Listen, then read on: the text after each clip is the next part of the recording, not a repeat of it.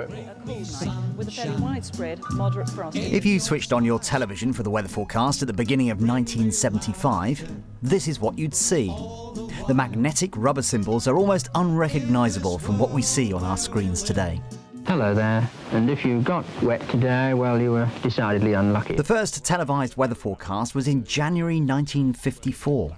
Initially, weather charts were drawn up in the Air Ministry offices and taken by taxi to the studio, where the presenter would add further detail with a wax crayon as he or she spoke. So what exactly do these dots and arrows mean? Triangles are showers, the black dots are plain old rain, and the numbers with half a sun poking out mean partly cloudy, partly sunny. Obvious in its day, perhaps. If you look on the chart, you'll see there's outbreaks of rain, sleet and snow. So what do the general public make of these dots and arrows? The dots are just dots, spots of maybe where the wind... I don't know. I really don't know what them dots are. Storm or that on the coast, I have really no idea whatsoever. Luckily for us, the symbols changed into something more understandable 40 years ago. Symbols are the ultimate solution in information design.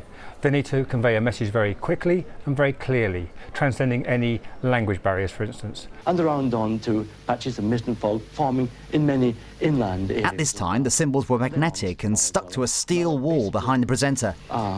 And as the day goes on, I think you're going to find these showers will tend to become heavier and more frequent. It wasn't just the rain that fell down. Sometimes the actual symbols fell down live on air. We're going to say goodbye to all these magnetic symbols. We're going to say goodbye to this magnetic licorice, or as Ian calls it, his knicker elastic. Magnetic symbols were binned and replaced by computerised forecast, much to Michael Fisher's excitement. And say goodbye to all this.